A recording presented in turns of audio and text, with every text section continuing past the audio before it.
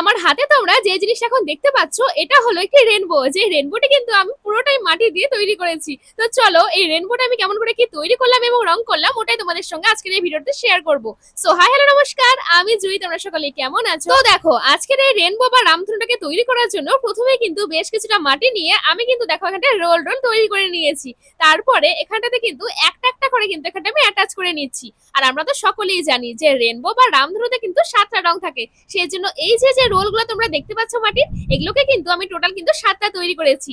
তারপরে দেখো এক এক করে কিন্তু এখানটা সাইজ মতো বসিয়ে নিয়েছি। আর তোমাদেরকে একটা ছোট্ট করে টিপস দিই, তো দেখো যখন এটা তৈরি করবে তখন কিন্তু সবই এক রকমের যে সাইজ করতে হবে এমন কোনো ব্যাপার নাই। নিচের দিক থেকে কিন্তু একটু ছোট রাখবে আর ওপরের দিকে যত উঠতে থাকবে তত কিন্তু আস্তে আস্তে রোলটাকে বড় তৈরি করবে। তাহলে কিন্তু এই রেনবোটা দেখো তৈরি করা কমপ্লিট হয়ে যাবে। আর আরেকটা কথা, আমি কিন্তু এখানটাতে রামধনুর পেছনের যে দিকটা ওটাতে কিন্তু দেখো মাটিগুলোকে খুব ভালো করে কিন্তু অ্যাটাচ করে দিয়েছি একটার সাথে আরেকটা।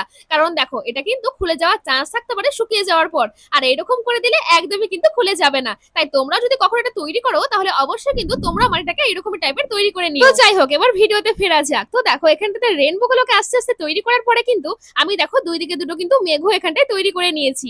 আর তারপর এখানটায় কিন্তু ওই রেনবোটার দুই দিকে কিন্তু এখানটা দেখো আমি সেট করে দিয়েছি। তারপরে তো আর কি, খুব ভালো করে এটাকে শুকিয়ে নেওয়ার পরে আমি দেখো এখানটায় রং করতে বসে পড়েছি। তবে রং করার আগে অবভিয়াসলি এখানটায় প্রাইমার কালার করে নিয়ে তারপরে কিন্তু রং করা এখানটা আমি চালু করেছি। আর রঙের ক্ষেত্রে আমি কিন্তু বে নি আ স হ ক লা এই পদ্ধতিটা অ্যাপ্লাই করেছি। কারণ বেতে বেগুনি আর তারপরে বাকিটা তোমরা আশা করি জানো সকলে।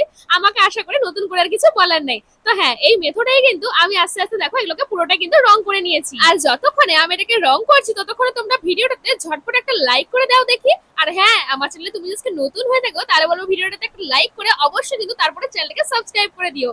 কারণ আমি কিন্তু রোজ ভিডিও আপলোড করে থাকি আর তোমাদের রিকোয়েস্ট অনুযায়ী কিন্তু প্রতিটা জিনিস তৈরি করে থাকি। এই যেমন আজকের রেনবোটাও কিন্তু আজকে একজনের রিকোয়েস্ট অনুযায়ী তৈরি করেছি, যেটা তোমরা অলরেডি শর্টস ভিডিওতে কিন্তু দেখে ফেলেছো। আর এইদিকে দেখো বকবক করতে করতে কিন্তু আমি রং করা একদম কমপ্লিট করে ফেলেছি। এবার নাও তোমরাই না হয় কমেন্ট করে জানাও যে আজকের এই রেনবোটা তোমাদের ঠিক কেমন লেগেছে। আর হ্যাঁ, ভালো লাগলে অবশ্যই কিন্তু আমাকে কমেন্ট করে জানিও। তাহলে এখন আসি, টাটা।